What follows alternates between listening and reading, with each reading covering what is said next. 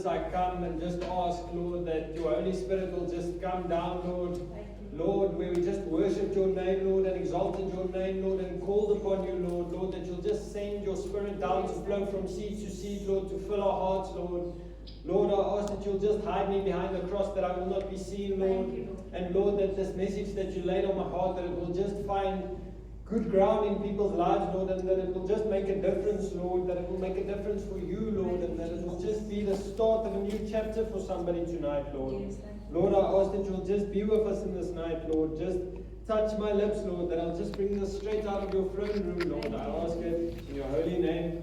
Amen. Amen.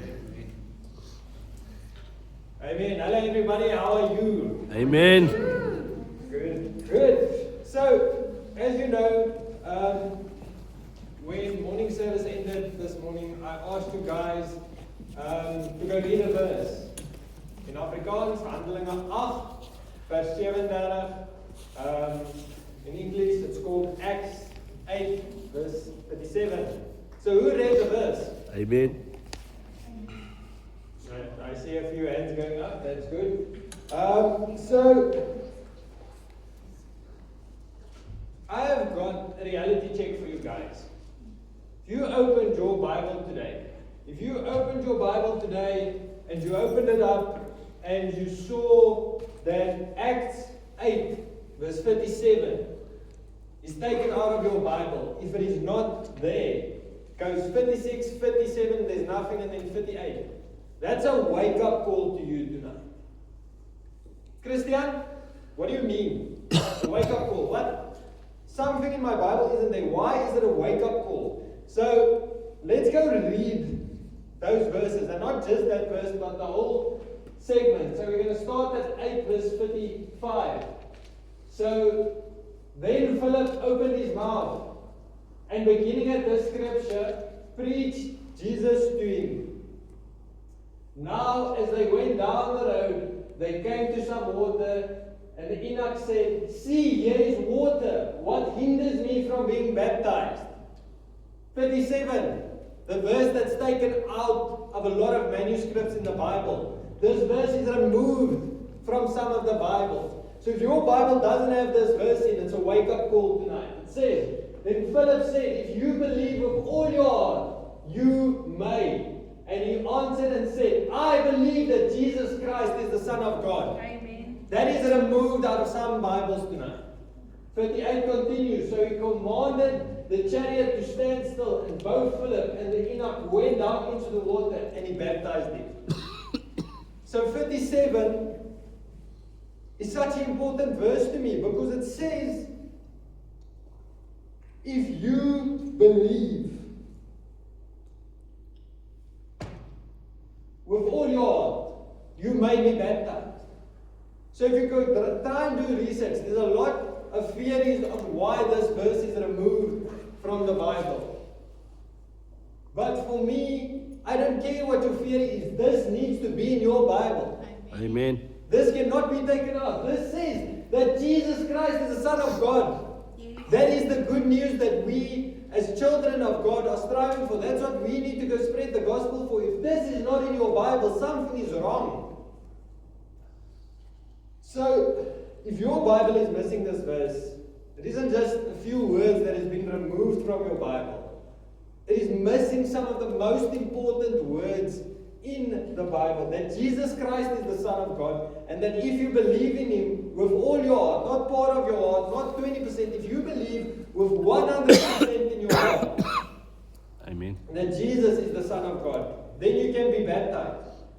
That means if you don't have that verse in your Bible, with all the spiritual warfare going on, with all the battles we have on a daily basis against the darkness, if you do not have that verse, your weapon is missing ammo. Amen. Yes. Your weapon that you need to go and fight your battle is missing ammo.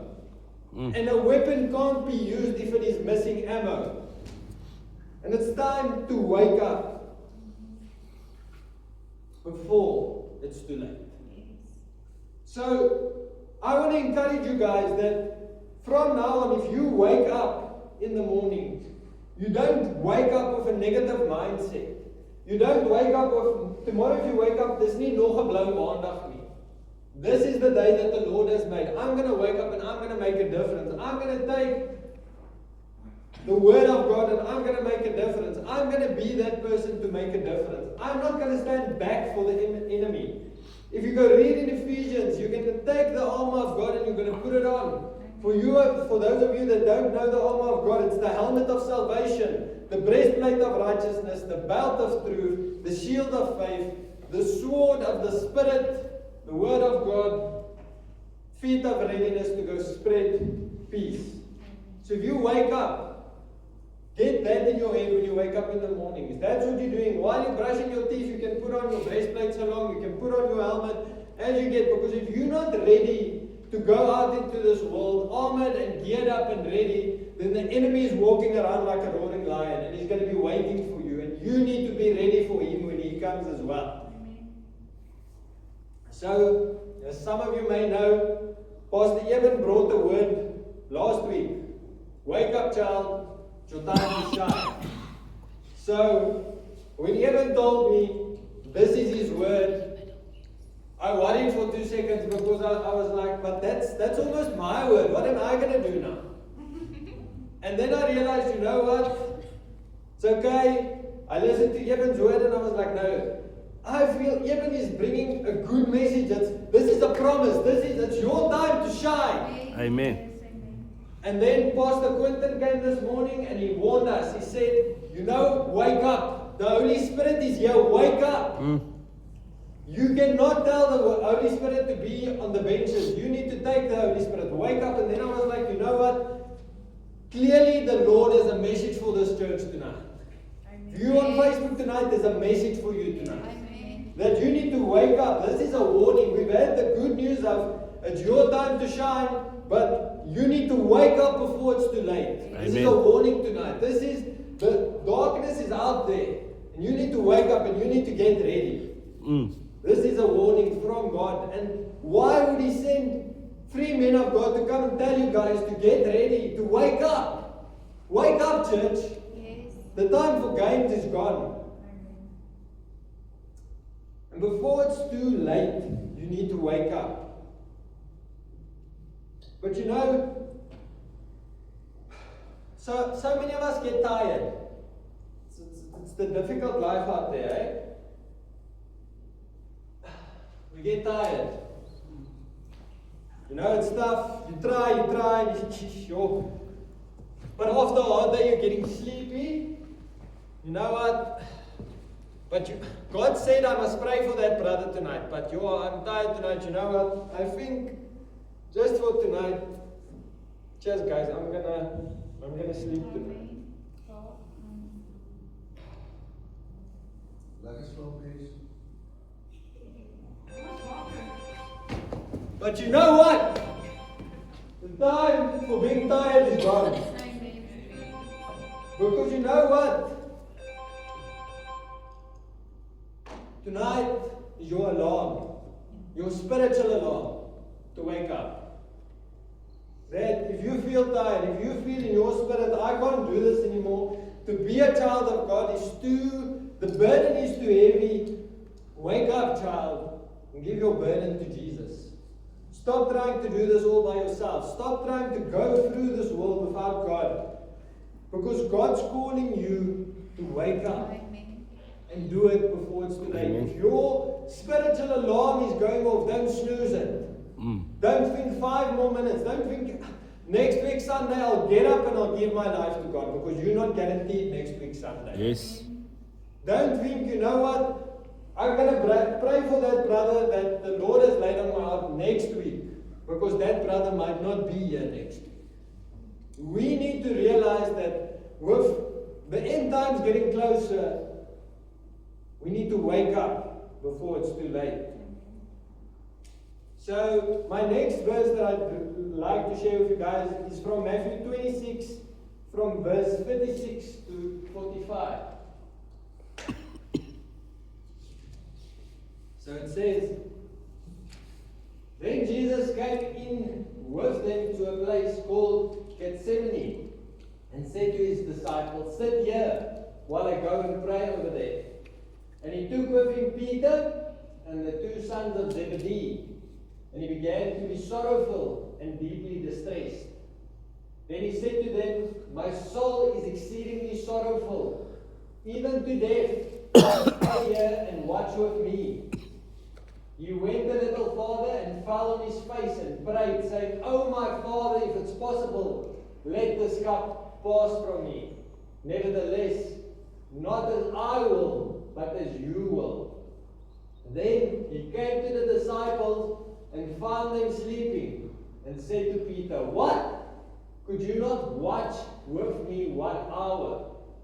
Watch and pray, lest you enter into temptation. The spirit indeed is willing, but the flesh is weak." Again, a second time, he went away and prayed, saying, "Oh my Father, if this cup cannot pass away from me, unless I drink it, your will be done." And he came and found them asleep again, for their eyes were heavy. So he left them, went away again, and prayed the third time, saying the same words. Then he came to his disciples and said to them, "Are you still sleeping and resting? Behold, the hour is at hand, and the Son of Man is being betrayed into the hands of sinners. Rise, let us be going. See, my betrayer is at hand."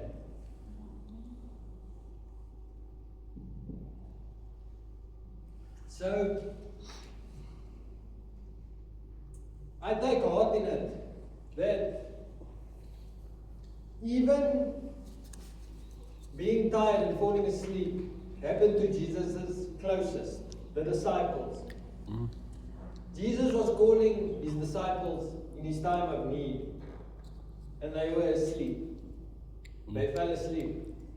So, if you had to look at it like this, Peter had to fall asleep in the garden, and he had to deny Jesus 3 times. Yet, he was bold enough to stand up in the upper room at Pentecost. And as Pastor Quentin said it this morning, he turned 120 into 3,120. So, what I'm trying to tell you guys there is that you might fall asleep. When Jesus is calling you, you might fall short of what he has intended for you. But thank God, because your plan isn't finished yet. If Peter could fall asleep in the garden when in Jesus' most desperate hour, if he denied Jesus 3 times, even though he argued with Jesus, even though he said, "No, Jesus, I will not deny you," he still denied Jesus 3 times. And yet, he was the man that when the Holy Spirit came on them, said to the people, "We are not drunk. We are it's the Spirit. The Spirit has taken over." And he told 3,000 more people about Jesus. And how many more people did he not tell about Jesus? So just because you failed once doesn't mean it's done. Jesus will give you the chance if you ask him. Jesus died on the cross for us. It's never too late to go to Jesus and ask him, "Jesus, I have sinned, I have fallen short, but I'm trying. Can I make a difference for you? Can I work in your kingdom?" So just because you feel tired spiritually, or you're falling asleep spiritually, it is not too late. You can still wake up and be ready for Jesus. Just think in the upper room, if one of those 120 that was there when the Holy Spirit came down was asleep. Just imagine the shock he had to be. Because you fast asleep and then all of a sudden you wake up and there's people speaking in tongues, they are shouting, they are excited, they're laughing in the Spirit, they're dancing in the Spirit. You are asleep, you do not know what's happening. And till then, that was, the Holy Spirit came down on them there. Like it says in the Bible, like a fire, the Holy Spirit was sent down on them.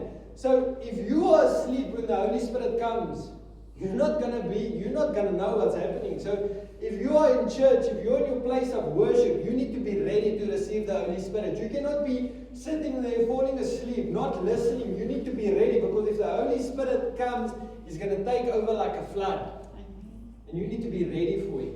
And you need to be ready to praise and worship and let it all out and just take in the Spirit. Last night, by the bonfire, Jesus laid something on my heart. And sometimes we get comfortable in life. We take sin and we make it comfortable for ourselves. You say, it's okay to sin. You know what? Jesus died on the cross for me, so it's okay. So, you know what?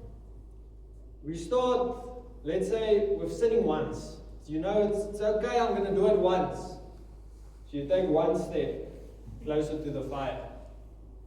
You know what? A few months go by, you try it again. But this time, that sin, it's not feeling as bad as the first time I did. So is it that bad to sin? You know what? You take another step closer to the fire. And then you're like, okay, now I'm not even feeling bad for sinning anymore. And you're making excuses. It's okay to sin. It's okay. And you're going to keep on taking step by step by step. When you look again, you're standing in the fire. And then it's too late. You should have woken up and realized, sin, I do not want you, I do not need you. You should have left your sin behind. So don't let your sin stop you from entering the kingdom of heaven. And don't let your sin make you end up in the fire.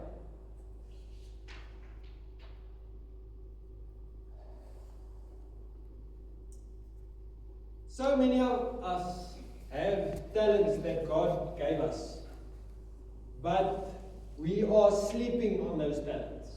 We are not using those talents. We are letting them rot away.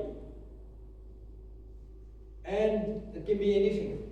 It can be that you like to speak to people, or that you can speak in front of people. Go and spread the gospel. It can be that you've got patience, or you can teach people something.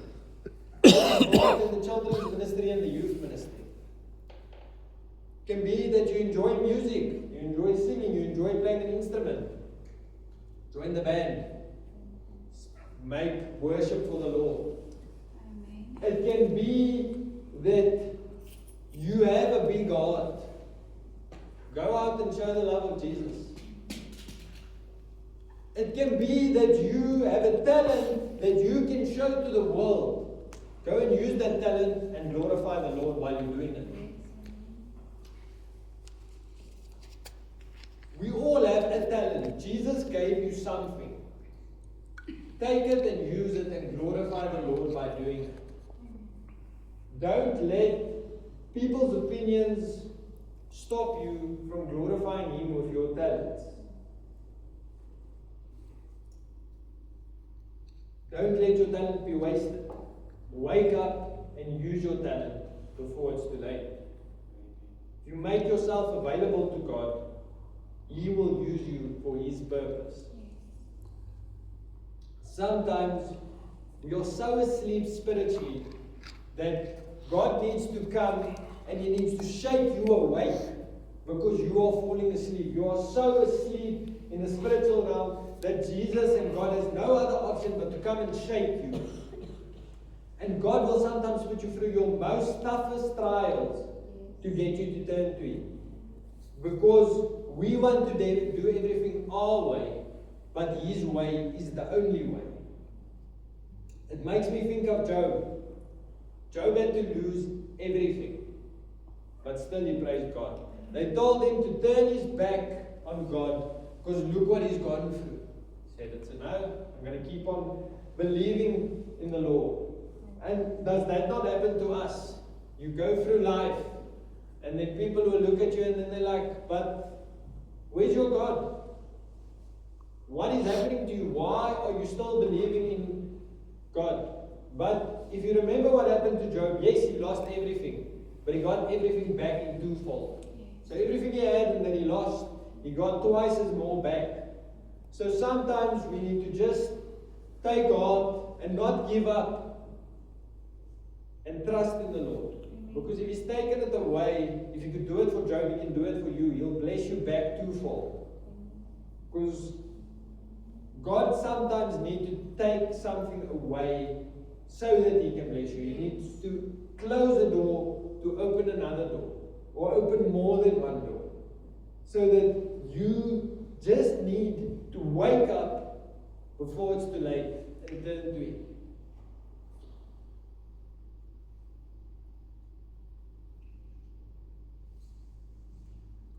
We celebrated Pentecost this week. 50 days after Jesus' resurrection. The Holy Spirit was sent down to earth, and we still have access to it. But a lot of us don't want to trust the Holy Spirit because we're scared something goes wrong or somebody judges us. The Holy Spirit is waiting. If you haven't experienced it, it's time you wake up and listen to the knocking at your heart. Amen. Because the Holy Spirit can allow your life to be turned around. Amen. And He's knocking. He's knocking at your heart's chambers. He's asking whoever you are, I'm begging, come in. He wants to come in. He wants to form a relationship with you. He wants to be your best friend. He wants you to let go of your problems and open your heart so that you can let the Holy Spirit in, so that it can be a difference for you. So that He can guide you every day, so that He can help you with making decisions you make on a daily basis, so that you can make the right decision, so that you don't go on the wrong path. So that if you're faced with your trials, that you've got somebody that you can ask advice for, so that when you're tempted, that you know you've got the Holy Spirit behind you and He's got your back, so that you don't fall back into sin. He's going to be there 24/7. 365 days, He will be there for you. But Amen. you need to open your heart towards the Holy Spirit. You cannot expect to be blessed if you don't want the Holy Spirit to make that difference in your life. If you don't want that flood to take over in your life. If you don't want that, just reach out your hand and touch His garment tonight. That's all you have to do. Just one touch of His garment. That's all you need. For that flood to just come over your life. Just to bring that peace that you require. Whatever your situation is, I may not know what your situation is, but the Holy Spirit has got a solution for you. Amen. He doesn't work with problems, He works with solutions. So if you can just take a moment and stop trying to do everything yourself and say, you know what, I'm waking up, I'm realizing tonight that I don't want to be too late for the Holy Spirit. So I'm going to stop that and I'm going to give over to the Holy Spirit, and I'm going to turn around and I'm going to say, Holy Spirit, take control before it's too late. Amen. Amen. If you all can just please bow heads in prayer. Jesus, I ask that you see each and every heart that is here tonight, Lord. Lord, if there's stubborn hearts tonight, Lord, if there's hearts that haven't met you tonight, Lord, I ask that you send your Holy Spirit down, Lord, and that they'll just listen to your word tonight, Lord, and open their hearts' chambers to you, Lord. Lord, that tonight will be a U-turn point for us, Lord. That if we need you, Lord, if we've gone down the wrong path, Lord, or if we don't know which path to take, Lord, that the Holy Spirit will take over tonight, Lord. Lord, that it will guide us in this difficult world, Lord, that it will keep us on the right path, Lord. Lord, that it will help us by making decisions on a daily basis, Lord, that it will fill us with your peace, Lord, that our cups overflow, Lord, and that our cups overflow into other cups that will overflow into other cups, that the good news of Jesus Christ will just be shared, Lord, that it will not be taken out of your word, Lord, but that we as Christians will just go, Lord, and spread your gospel, Lord, because we do not know what tomorrow holds, and we do not know how long we will have the ability to have the word, Lord, and to share it, but Lord, that we'll just shine our lights, Lord, that we'll be examples of you, Lord. Lord, that the Holy Spirit will be with us when we do that, Lord, that we'll be able to make a difference for you, Lord. And Lord, that our lights will just shine for you, Lord. I ask it in your holy name. Amen.